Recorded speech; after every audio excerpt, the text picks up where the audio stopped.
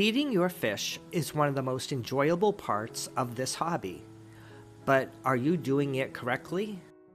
Hello everyone, this is Charles from the FishLoft. I am a hobbyist who has a passion for nanofish and planted tanks, and I love feeding time when I get to observe all my fish close up. Today, I'm going to break down 7 questions I get asked all the time about feeding your fish. It is so easy to believe that feeding your fish a little extra shows you really care for them by giving them a little extra treat. And fish always seem to look hungry. Mine rush to the front of the tank when I walk by as if I haven't fed them in weeks. Their natural instinct is to eat all the food that is available to them, because in the wild, they don't know where the next meal will be coming from. But fish don't realize when to stop eating, and fish don't really need that much food. A common rule is that fish only need about the size of their eye to fill their bellies. Too much food will result in overeating and stomach bloat. They will also stop searching for food around the tank because they get filled so quickly. Your fish should be able to consume all the food you provide to them within 2 minutes. That seems like a really short time, but that amount is all they really need. Another common mistake is feeding your fish too much food over the course of a day. Most aquarium fish only require 1 meal a day. The exception to this rule is juveniles and fry that need to be fed several times a day. If you feed your fish several times a day, even in smaller portions, it can easily lead to overfeeding your fish. If you do feed more than once a day, just be mindful on the amount of food you are giving them. I personally like to feed my fish once a day, 6 times a week. I provide them one fasting day to give their digestive system a break and to prevent constipation, and it helps to mimic their natural feeding cycle in the wild, where food might not be available every day. Here is a common mistake that many beginning aquarists make.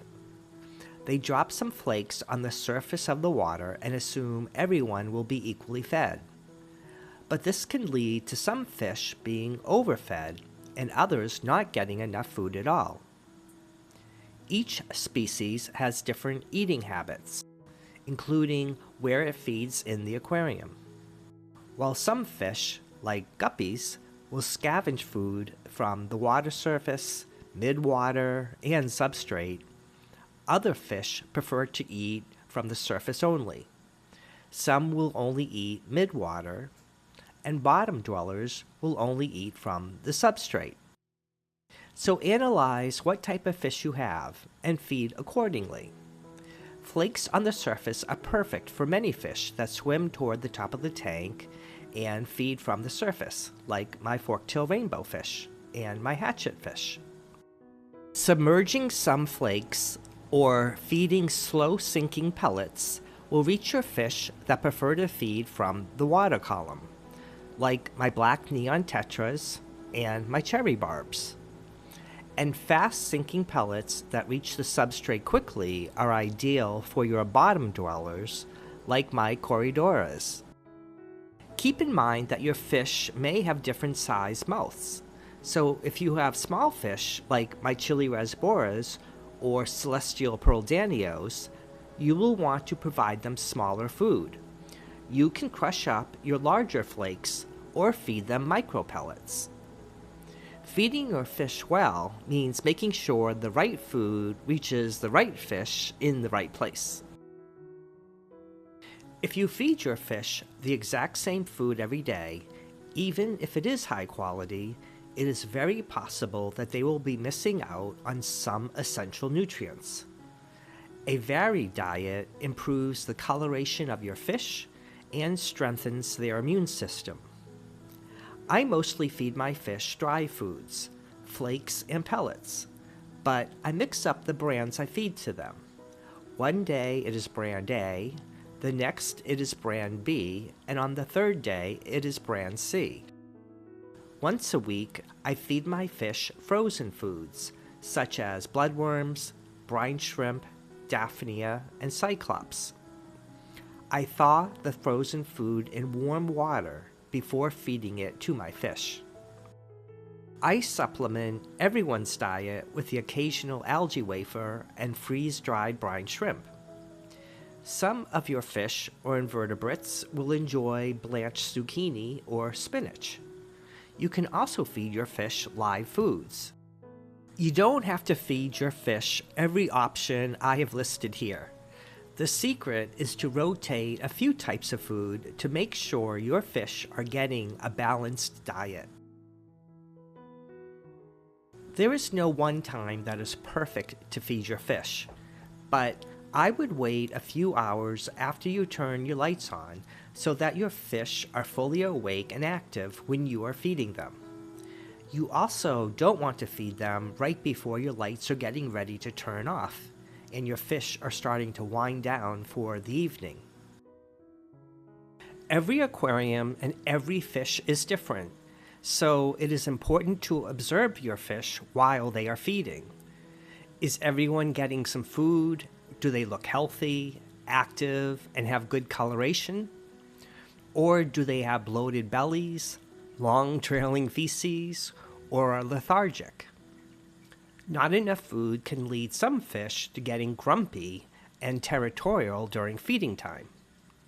Watch your fish and make any adjustments like more or less food, or a different type of food. For example, not all my fish enjoy the same food equally, so I now know to not feed bug bites to some of my fish because they will just ignore it. Feeding your fish the right amount of food is hugely beneficial to your entire aquarium. Excess leftover food on the substrate and excess fish waste, or poop, can lead to deadly ammonia spikes in your aquarium. Excess nutrients in the water column can create algae outbreaks. Excess food can make your water cloudy. All of this can lead to fish stress. By feeding your fish on a schedule, it will allow your aquarium to balance itself, your water parameters to remain steady, and you will have a happy aquarium and very happy fish.